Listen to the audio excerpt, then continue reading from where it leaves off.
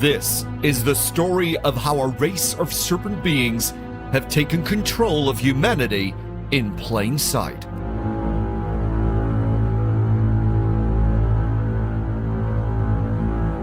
This is a tale that spans thousands of years and has been the root cause of all the major religions on the planet.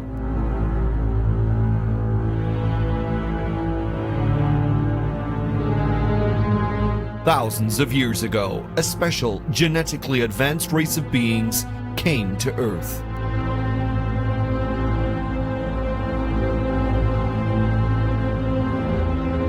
They were seen as gods by primitive man and worshipped.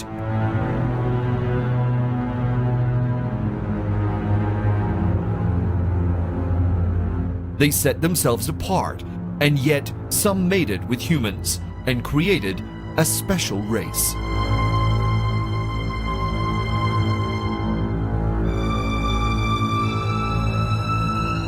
When the elders departed, this hybrid species remained and taught mankind.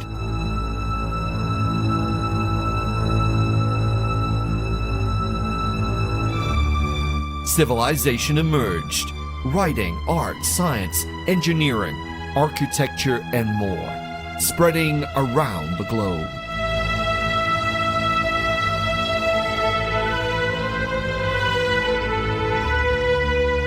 The human race that had been happy for tens of thousands of years to hunt and gather now built massive pyramids, cultivated the land, forged steel, and eventually held tiny computers in their hands that enabled them to communicate around the world instantly and discover knowledge with the swipe of a finger.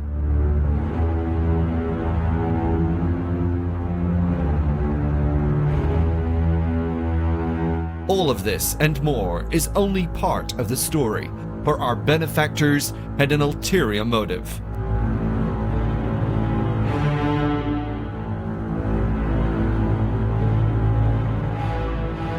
They took control of our minds and hearts.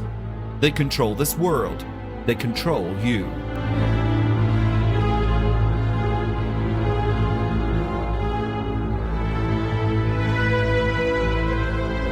From the moment you are born, you are numbered and moved through a process to feed their machine.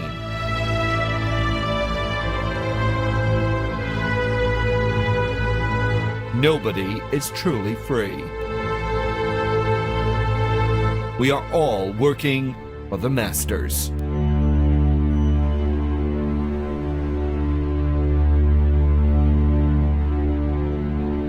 Every now and then they are revealed to the world, and in the 18th century we had a glimpse of their massive power. We know them as the Illuminati.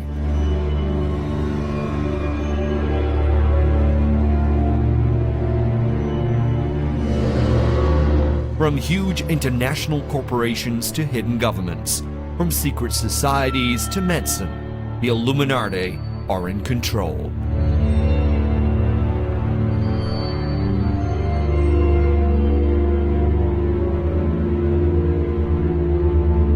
They spread lies to cover up their real identities, but they are hidden in the golden thread of history, and we can reveal them and their schemes.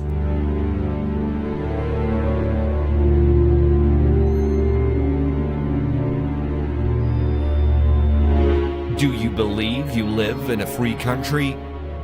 Think again.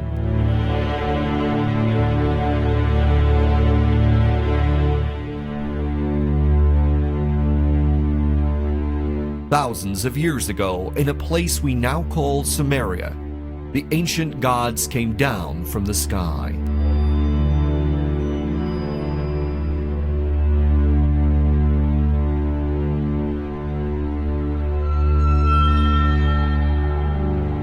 This remarkable event is part of our recorded history. We are told these stories as fables, legends, myths, and yet they are part of written history that also includes trade agreements, laws, and lineages.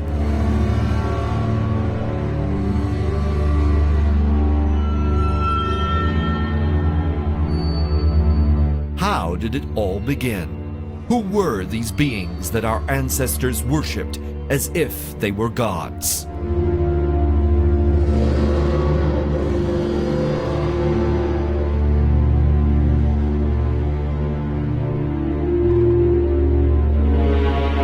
Zechariah Sitchin, in his book The Stairway to Heaven, stated, "The Akkadians called their predecessors Sumerians and spoke of the land of Sumer.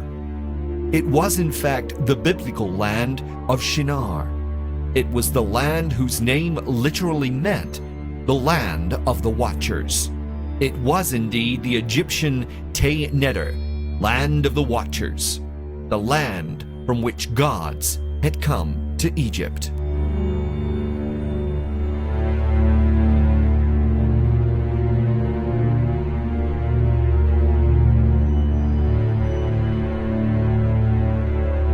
So Sumeria means land of the Watchers, and it is from this land that the Elohim, or Shining Ones, who governed the Watchers, also came.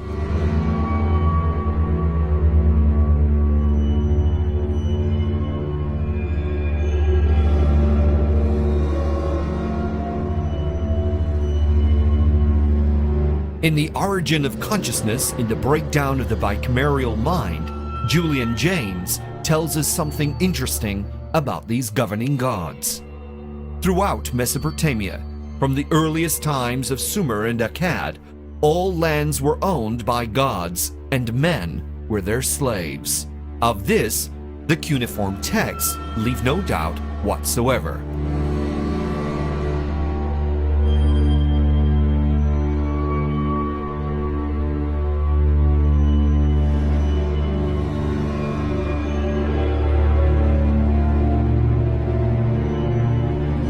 Each city-state had its principal god, and the king was described in the very earliest written documents that we have as the tenant farmer of the god. All lands were owned by gods and men were their slaves.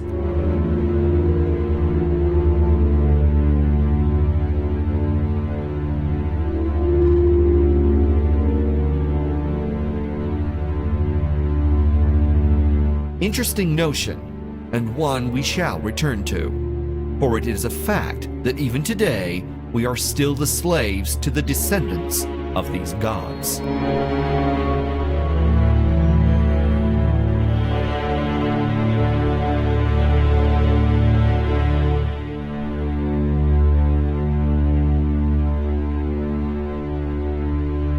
We need to take a look at these Elohim for a moment to find out who these gods were that supposedly enslaved men and were in charge of the Watchers.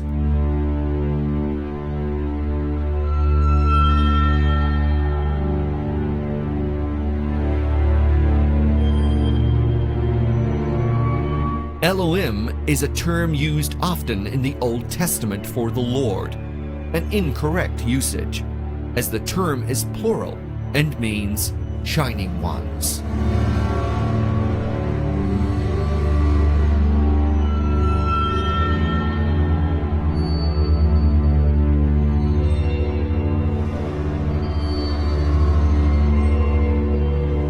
We can see this plurality in the text from Genesis 1:26.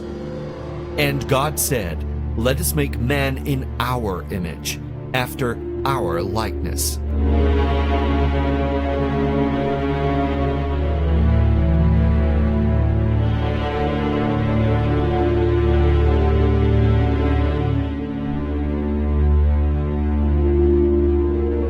And again in Genesis 6:2, "The sons of God saw the daughters of men that they were fair." This term, sons of God, is literally sons of gods, and comes from Ben Ha Elohim, sons of the Shining Ones.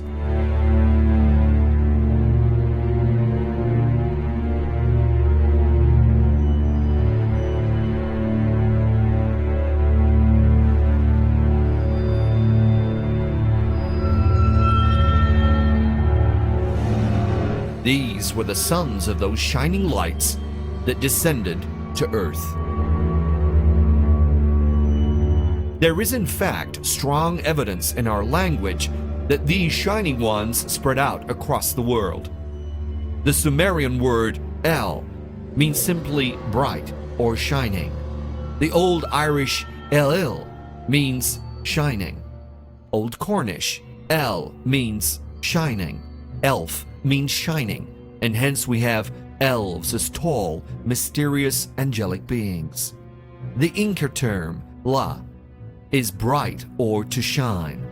The Babylonian Elu is to shine. This itself reveals the vast spread of these sons of God or shining ones, the lights from the sky, and their influence to this day in all our cultures.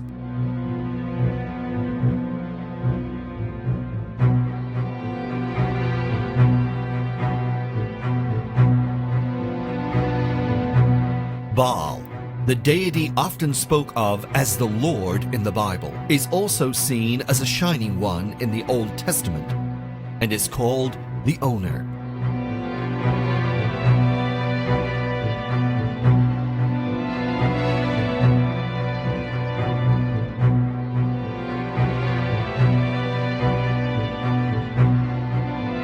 At that time, there were many owners or shining ones.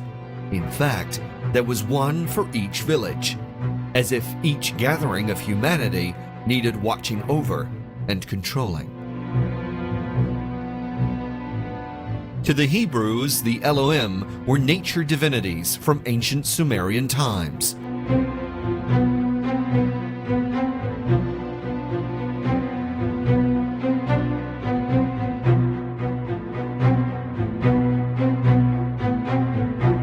According to General Albert Pike, the famous Masonic historian, in his work Morals and Dogma, the Elohim were the host of heaven, ascending and descending to pass messages to and from God.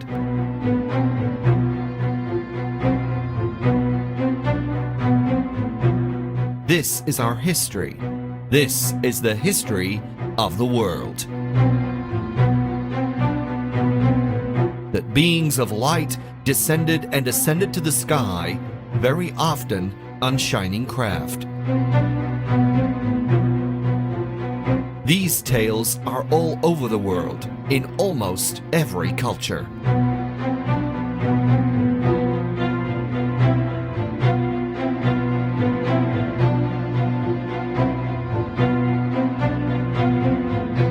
Some of the shining ones were termed watchers and are akin to the angels of the Lord. Yahweh Elohim means simply leader of the shining ones. The great God of Christianity, Judaism, and Islam is in fact the leader of the lights that descended from the sky.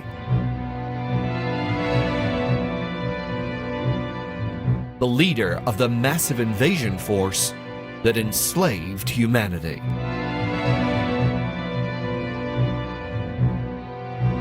So now we have these plural Elohim, or shining ones, as gods, being above even the kings and supplying watchers to watch over man.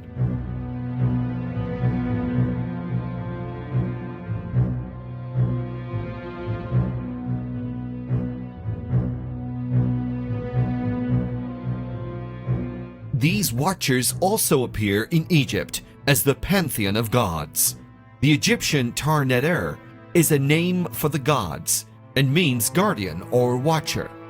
Tar-Net-Er is also the name for the Red Sea Straits, which connected Mesopotamia and Egypt and is known as the place of the gods.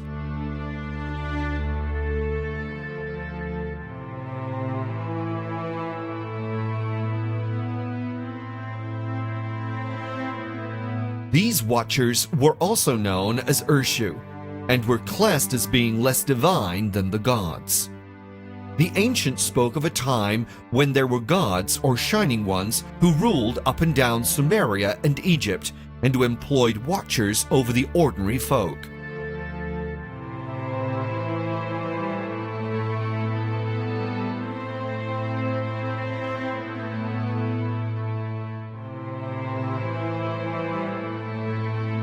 In the same way a pharaoh of Egypt was a god on earth, so too priests of the Elohim were the shining lights on earth. This history is where the popular film and TV series Stargate originates. So, even in ancient Egypt, by the time of the writing of the Book of the Dead, there was confusion.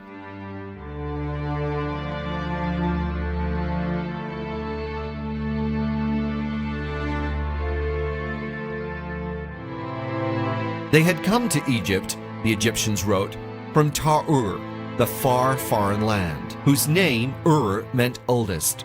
It is the very location that the originator of the world's greatest religions trained, Abraham.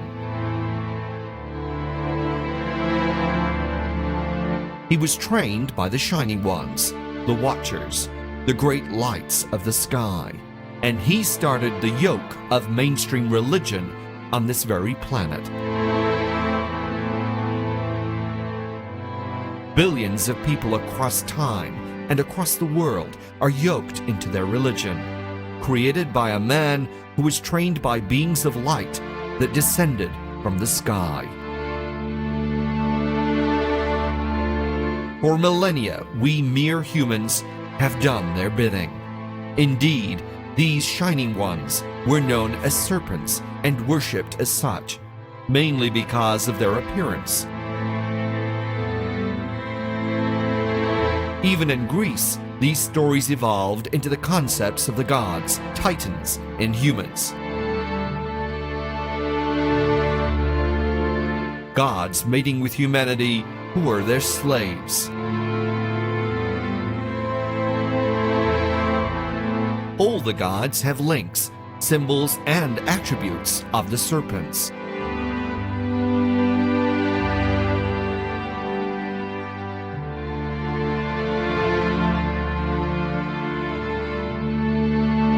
Thousands of years later, over 1 billion people are still yoked to the Catholic Church, which resides in the Vatican, a place that means abode of serpents.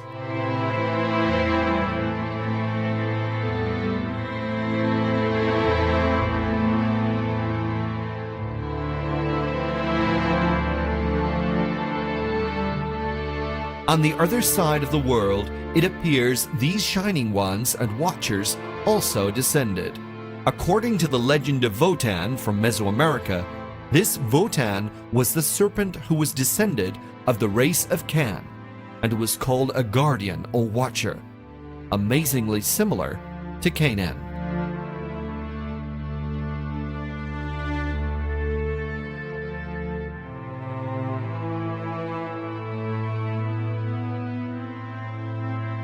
These Canaanites are implicated in many places, revolving around the Shining Ones and the original serpent priests.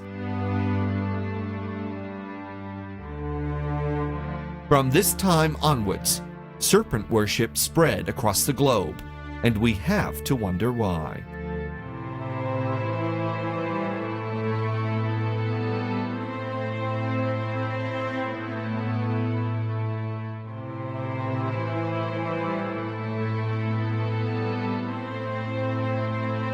The serpent was known in the language of Canaan variously as Ub, Ab, Ob, Ob, Oph, Up, Eph, Ev.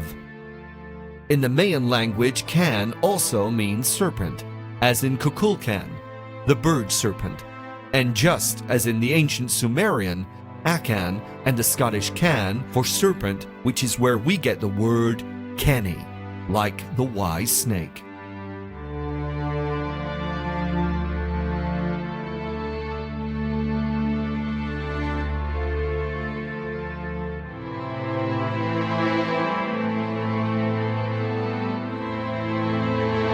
Vulcan, the Roman god of fire, comes from the Babylonian Can for serpent and Vul for fire, showing an etymological link across thousands of miles and oceans and meaning.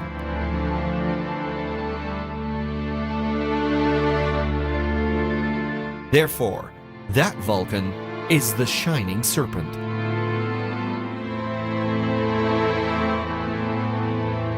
The Hebrews term these watchers as Nun Resh Ayin, meaning those who watch. In the Greek, this is translated as gigantes, or giants, a race that even the writer Hesiod featured as being monstrous. Now we can understand the role of the giants seen across the world of folklore as the presence of the Watchers. In almost every culture, there are tales of these powerful and wise giants that ruled over humans. A great many stone circles and ancient monoliths are named after them, as if they gave us the knowledge to build such places to help us understand the movements of the heavenly host.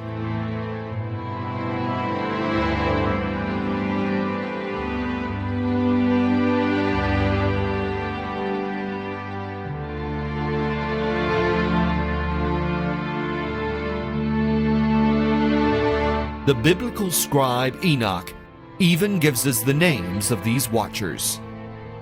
And these are the names of the holy angels who watch. Uriel, one of the holy angels who is over the world and over Tartarus. Raphael, one of the holy angels who is over the spirits of men. Raguel, one of the holy angels who takes vengeance on the world of the luminaries. Michael, one of the holy angels, to wit, he that is set over the best part of mankind and over chaos. Saraquel, one of the holy angels who is set over the spirits, who sin in spirit. Gabriel, one of the holy angels who is over paradise and the serpents and the cherubim. Remiel, one of the holy angels whom God set over those who rise.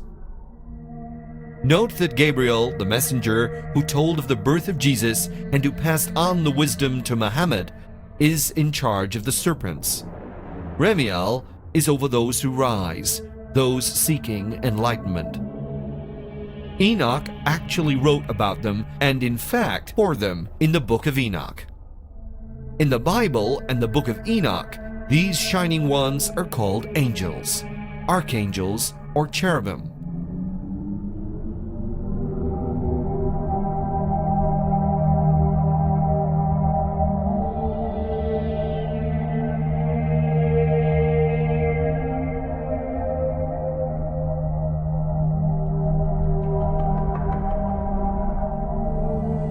In the Bible, we do not find angels with wings.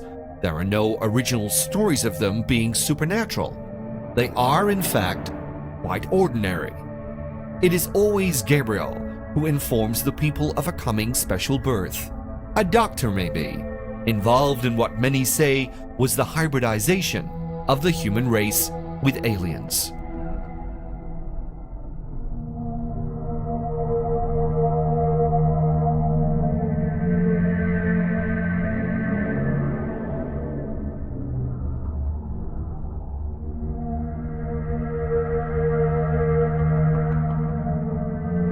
How else would he have known any child to have special powers, such as those attributed to Jesus?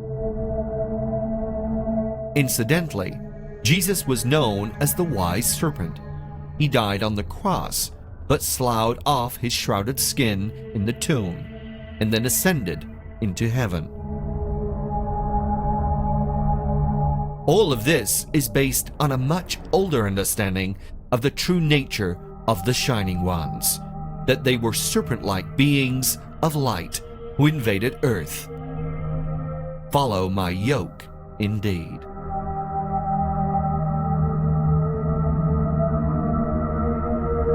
Michael is the warrior and protector, accompanied by angels wielding fiery swords. What were these swords? Explained to us in the language of the period, they are surely something far advanced.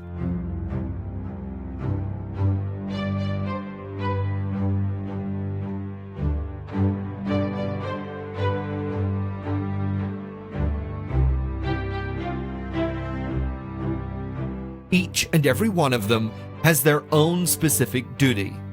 Beings with titles, angelic titles, as messengers and ambassadors of the Shining Ones. The title cherubim means exiles and could be an indication of the origins of the angels, exiled from their homeland or even planet. Enoch, the consecrated one, would later write up the history of these fallen angels, who spread across the globe as the great Shining Ones, teaching, measuring, and building the world's most mysterious ancient monuments.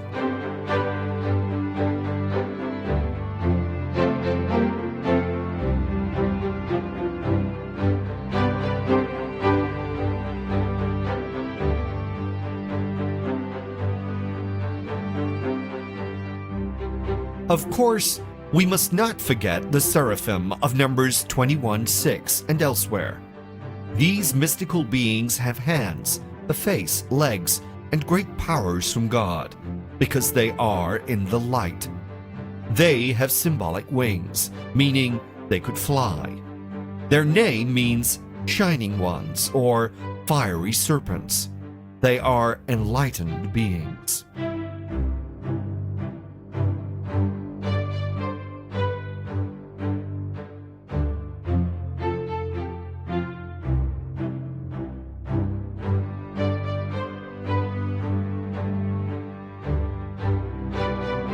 Mystical Jewish literature tells us that the angels can fly, tell the future, shapeshift, speak Hebrew, and are emanations of the divine shining light.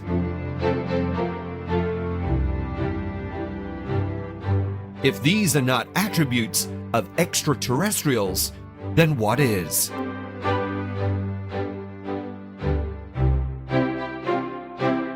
And yet we are told these are myths. These writings rank alongside mundane, ordinary history, lores, philosophy.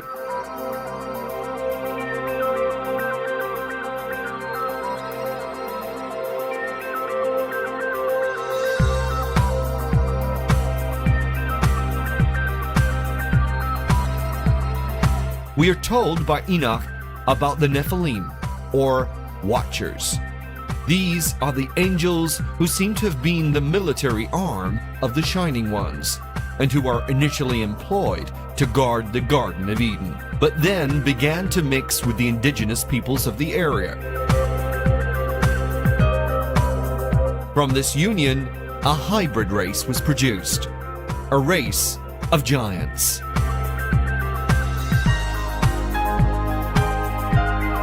These also passed on knowledge and taught combat and how to make weapons. This was a crime, and they were outlawed by the Shining Ones, who departed Earth, leaving behind a hybrid species to rule. These were illuminated beings, wise, knowledgeable, and with great power over the indigenous human population.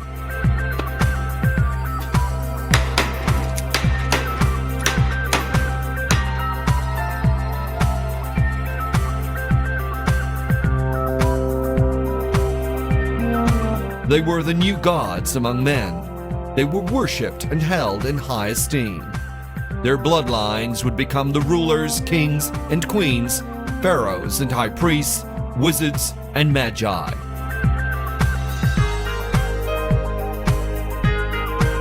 From that moment, the entire world would be ruled by an elite bloodline who worked tirelessly to ensure the purity of their own kind, who bred only within strict rules, who claimed divine right to rule.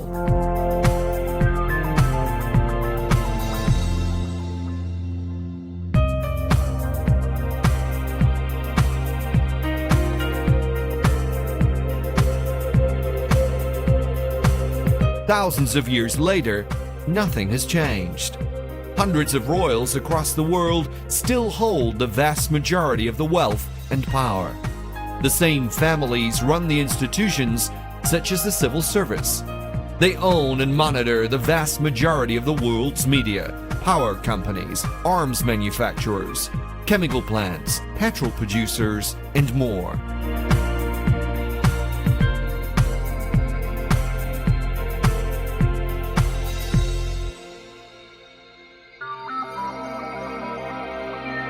Think about this for a moment. People who claim divine right for some imaginary being in the sky actually rule.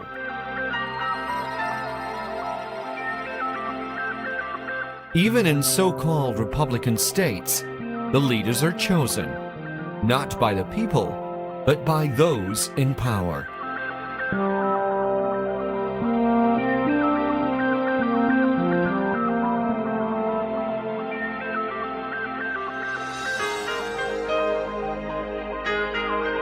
Nobody becomes President of the United States unless they have been vetted, approved, and blackmailed.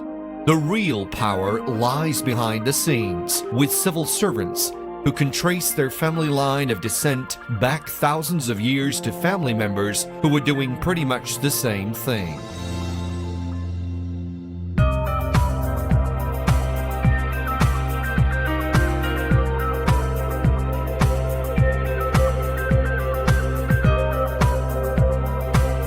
All the great religions originate in the same historical tales of great lights that descended to earth, taught the humans, brought them out of the dark ages, bred with them, and established rulers and priests.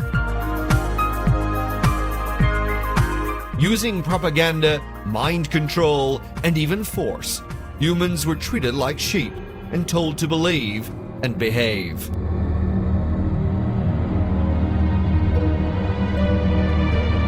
We had to worship the lights in the sky. We had to bow to their representatives on earth. And we had to pay the priest for the privilege of doing so.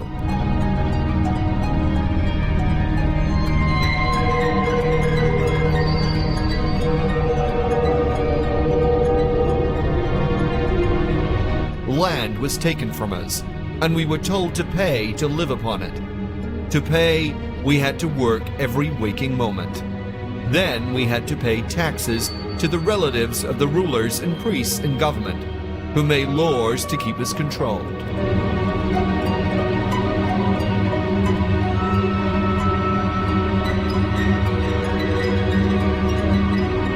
We were thrown into war against our brothers, told to build pyramids and great walls, tested upon and abused every step of the way.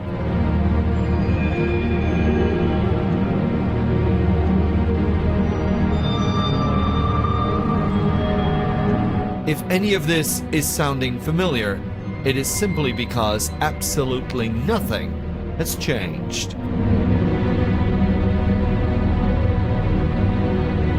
From the 17th century onwards, we believed we had found a way of revolting against this oppression. Across Europe and the US, so-called freemen fought against the tyranny.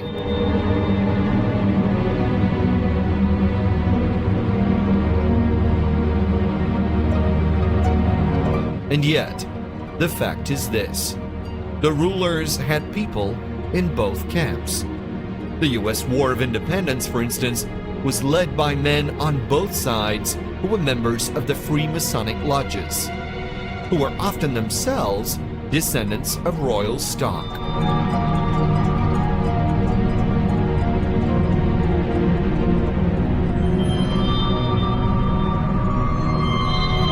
The English Civil War ended up with the English begging for a royal to come back on the throne. It was all stage managed. It has always been stage managed.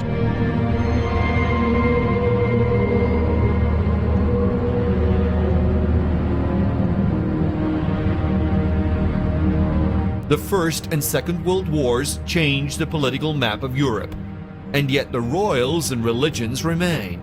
Power cleverly shifts around, but always at the very top, the same families run the world.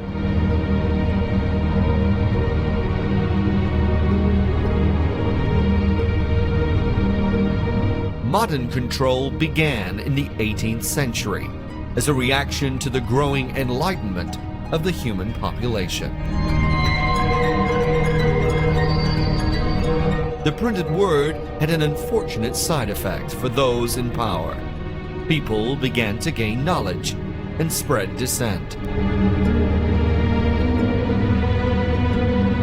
One very clever method of controlling such dissent is to cause it, own it, and control it.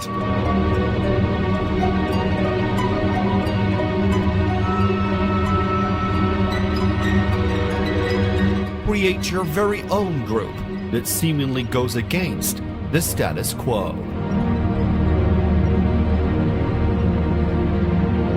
And not only do you manipulate those who are naturally drawn towards it, you gather your own secondary power base to play around with. One sure way of winning any game is to own both sides. In the 18th century, the modern era of mind control began with the creation of the Illuminati.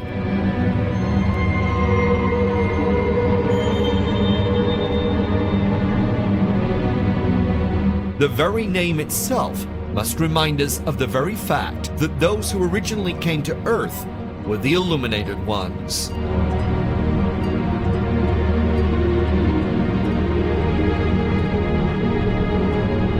In the 18th century, a Freemason wrote the following words: "There are a certain number of people who have arrived at the highest degree of imposture.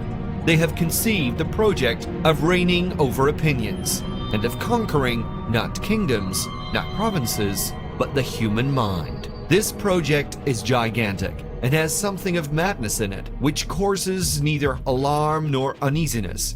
But when we descend to details, then we regard what passes before our eyes of the hidden principles. When we perceive a sudden revolution in favor of ignorance and incapacity, we must look for the cause of it, and if we find that a revealed and known system explains all the phenomena which succeed each other with terrifying rapidity, how can we not believe it?"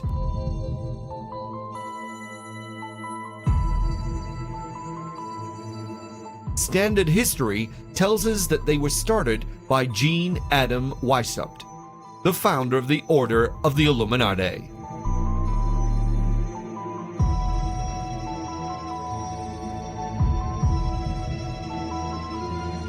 Weishaupt was born in Bavaria on the 6th of February, 1748. His father, Baron Ingstadt, was a professor of the University of Ingolstadt, having married the niece of the curator. The Baron secured a scholarship at the Jesuit College for Adam, who then went on to become a law student at the age of 15. Ingolstadt was a steadfastly Jesuit area and had been for over 200 years. Dissent was not permitted, even though they had been partially suppressed in 1773 by Clement XIV. It had been said of the Jesuits that they were the world's largest and most powerful secret service, due mainly to the fact that they were feared by many in the Catholic Church, and that a universal confession could well be utilized for blackmail.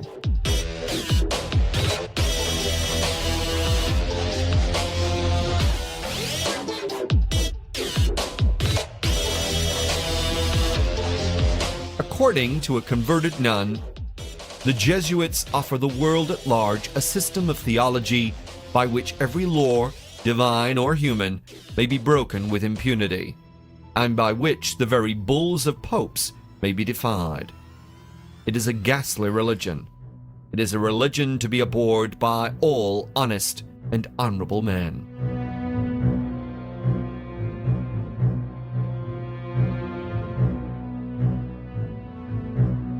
So according to this 19th century writer, they were even above the bulls of the Pope.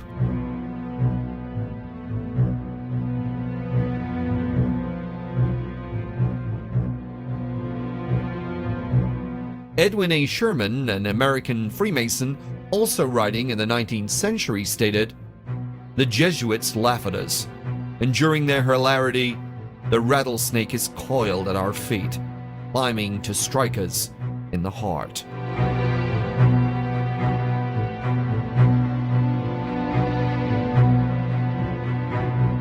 Even President Lincoln, who was finally assassinated after numerous attempts, said, "The Jesuits are so expert in those deeds of blood that Henry IV said that it was impossible to escape them, and he became their victim, though he did all he could to protect himself.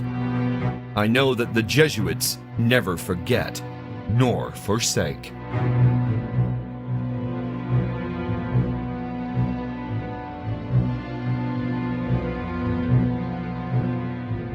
It seems like a peculiar world that the Jesuits inhabit. On the one hand, they fraternize with Freemasons, royalty, and presidents, and on the other, taking an oath which puts them at odds with just about everybody who is not Catholic. It is into this world that Weishaupt was brought up.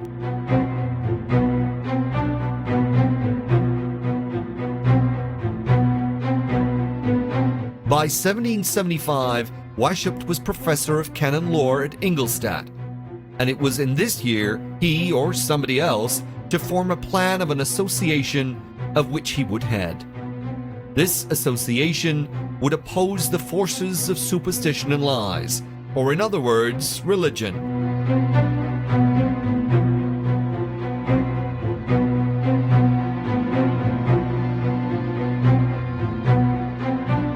The thoughts of many commentators is that Weishaupt so hated the Jesuits that he thoroughly intended to do away with them once and for all. The truth is that Weishaupt was in fact trained by the Jesuits for the purpose of raising a worldwide army of spies who would constantly feed back information from their own enemies. The information that the Jesuits could not get anymore through their confessions. In fact, the Illuminati even set up their own confessions in line with that of the Jesuits. All of this surveillance and confession was fed back to the Jesuits from the very people who were supposed to be against them. How better to find out what was in the mind of the opposition than to be the opposition? This is a standard double ploy, utilized for centuries by the secret services of all religions and states. They even fed the anti-Semitic rhetoric, which suited the Catholic Church down to the ground. Through associations with the Freemasons, the Jesuits managed to get information from and influence to the Freemasons of the globe.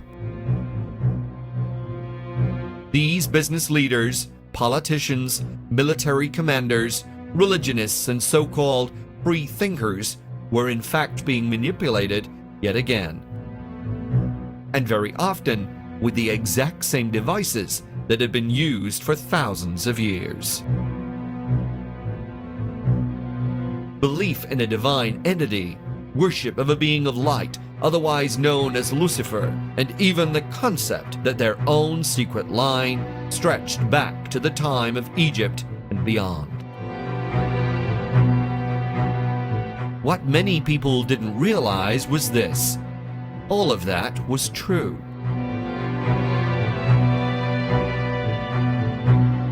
They were being controlled and manipulated by a sacred line that did originate thousands of years ago, and they still are.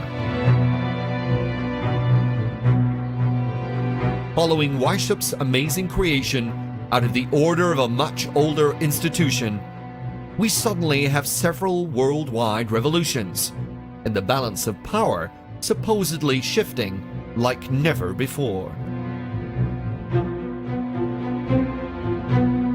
The Illuminati stretch back into the realm of the Shining Ones in Afghanistan, This link is with the Roshaniya, or Illuminated Ones, and reference to them comes from the House of Wisdom in Cairo, a veritable fount of esoteric knowledge predating the Roshaniya by hundreds of years. The earliest leader we know of is Bayezid Ansari, who claimed descent from the helpers of Mohammed. Using merchants and soldiers, Bayezid eventually spread his message across the world by word of mouth, and those Gnostics and mystics who heard the message already understood the secret of illumination. As Archon Darul says in Secret Societies, coincidences of date and beliefs connect these Bavarian Illuminati with the Afghan ones, and also with other cults which called themselves Illuminated. The beginning of the 17th century saw the foundations of the Illuminated Ones of Spain, the Alumbrados, condemned in an edict of the Grand Inquisition in 1623. In 1654, the Illuminated Gironets came into public notice in France. Documents still extant show several points of resemblance between the German and Central Asian Illuminists, points which were hard to account for on the grounds of pure coincidence. Weishaupt founded his Illuminati on May Day, 1776, in Bavaria. He called himself Brother Spartacus, as if mimicking the rebellion from within. There was no democratic leadership, no voting, no equality. The Illuminati was led by clever and powerful people. Very quickly, it set about creating an international network of spies and counter-spies. They set up in cells, with each cell having a secret superior. The structure was closed, with lower levels having no idea who was above them. Weishaupt then targeted the Freemasons and was initiated into the Munich Lodge in 1777. He attempted to reform them, and when this failed, he began recruitment drives within their own lodges.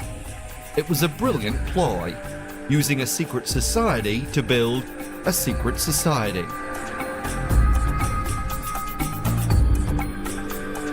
His stated goal was to perfect human nature through education. He would free people from government and organized religion. In this way, Weishaupt grew his Illuminati rapidly and drew in those who were seen by government and religious leaders as trouble. Claiming to free people from the bounds of society, the Illuminati in fact gave them even harder rules and regulations to follow. Even their reading literature was prescribed. This was not enlightenment or freedom. This was control of the mind under a veil. Indeed, independent thought and action was forbidden by the rules of the order. Enlightenment, they said, would only take place under the guide of the superior. But he didn't stop there. In fact, he received the financial assistance of Duke Ernest II of Saxe-Gotha-Altenburg, where he lived and wrote works on Illuminism. The very royal and religionist-style leader the Illuminati were supposedly against actually funded them. And yet, we are told it was disbanded. We are supposed to believe that thousands of people across Europe suddenly stopped attending Illuminati meetings, that they just gave up.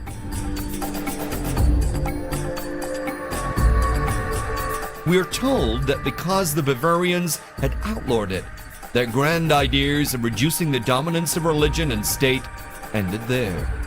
And yet, even in 1798, there were rumblings that they had not died.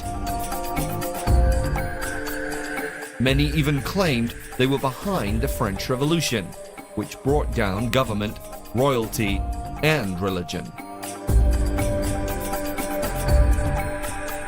So powerful was the fear of the Illuminati that Christian preachers gave sermons across Europe and even in the United States.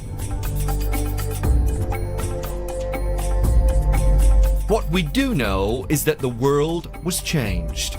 Some royal houses did fall, only to be replaced by people who actually had royal blood. Religion was supposedly attacked and changed. Revolutions occurred across the world, and all this following the creation of the Illuminati and within a very short period of time. The surface story looks good for the easily led. The subtle hidden story works well for the conspiracy theorist and free thinker. But the truth is that nothing at all really changed. It was a massive and elaborate smokescreen that served its purpose brilliantly. Free thinkers really did believe they'd made a difference.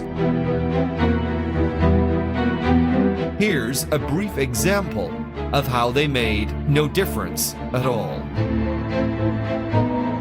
The United Kingdom is a very small place in comparison to many countries in the world, and yet the power it holds is immense.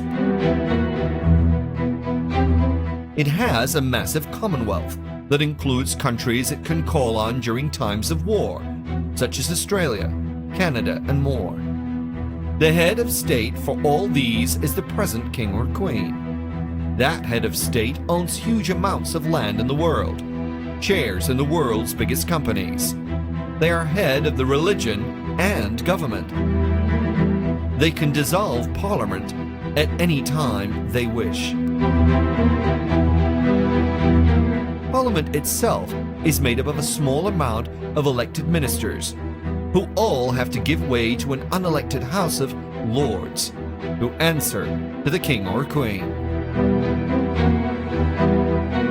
Beneath the head of state there are dukes, earls, lords, barons, and more. All of these are in positions of power in government, institutions, media, religion, and companies. They are the ones who hold all the power. Anybody who steps outside of that special bloodline club is immediately taken care of, such as Princess Diana. Just because every now and then a commoner such as Richard Branson manages to make a few million means nothing. Even he needs permission from the little committees to fly his planes, set up a business, or run his trains. If he or his company steps out of line, then permission is not given. Toe the line, virgin or no virgin. And just because you may live in a republic, don't think for one moment you are immune. Take Hollywood, for example. The stars of Hollywood are themselves treated like royalty. Some step out of line and are no longer required for the big films. Why? Because the big film companies are owned by the same old elite. Many stars are themselves descended from royalty. U.S. comedian Ellen DeGeneres is 15th cousin to Princess Kate Middleton. Angelina Jolie is descended from the kings of France. Brad Pitt is descended from King Henry II of England. Hugh Grant is a descendant of King Henry VII of England. Brooke Shields descended from King Henry IV of France. Uma Thurman descended from King Edward I of England. In fact, the list is extensive, and if we take this further and look at the many executives of film, distribution, and studios, then we find a similar story. In the UK, the story is the same. The world-famous BBC is run by several committees, all of which are populated by the same old boys' club that sit in the house of so-called lords, and were educated by one of those inbred institutions, such as Eden. All of these people own land, buildings, companies. They run all of the institutions, such as the religions, the major charities, the arms companies, chemical giants, media outlets, police, military, and more. They even control access to stately homes, castles, and places of historical importance. On top of all this, the hidden wealth of these people of the bloodline is enormous. Hidden beneath the Vatican is a treasure trove that could solve all of Africa's problems. The British royal family have so much art, jewelry, and antiques that the world's financial problems could be solved. Add up all the other royal families of the world, the barons and earls, the distant relatives and friends, and you have a staggering wealth in hidden gems. Between the royals, religions, and so-called secret societies of the world, we have much more than just wealth. We have power so vast, it is almost unimaginable. And all of these are part of the very same bloodline that thousands of years ago spawned planet Earth from the beings of light that descended to enslave us.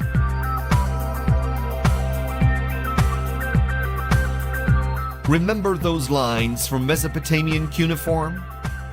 That from the earliest times of Sumer and Akkad, all lands were owned by gods, and men were their slaves. These were the illuminated ones. In the 18th century, their name re-emerged. They spread, embedded themselves in Freemasonry, controlled people, and forced change. The same Freemasonry that has members from royalty, religion, business, military, police, charity, media, and just about everywhere else. One bloodline to rule them all, and in the darkness, blind them. Now, in the 21st century, we are still slaves to the masters who've accumulated vast estates, power, and wealth. We are controlled from birth. We are given a number that must move along with us throughout life. We need that number to get health care, to be allowed to indebt ourselves to their banks, to vote in the mockery they call democracy, to claim a pension we have paid for tenfold. During our lifetime, they have the power to take away our freedom at any point with their police force and their laws. To send us off to war, to force purchase the property they told us we owned. To take away our children and civil rights. We are told to bow to the alien deity dressed in fine rags and call them Majesty. We are branded by a religion, or even lack of it. Our intelligence is measured, our education controlled and manipulated and charged for. The internet is increasingly a tool for propaganda and mind control. Drugs are mass tested on us as if we're some kind of guinea pig. Our food intake is constantly controlled by the nanny state in the same way our entertainment is. The news is carefully chosen by editors, who are told what to choose by the owners, who just happen to be members of the elite bloodline. False stories are created and manipulated to make us lab rats move this way or that. Religions are constantly used against us to make us look outward and not inward at our own leaders. And all the time, real people in the world see and experience real events. Thousands and thousands of people have witnessed UFO activity around the globe. In each case, the governments cover up, create false stories, and hide the truth.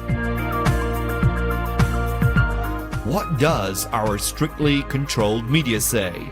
They mock according to the instructions they are given. Humankind is not the master race of planet Earth.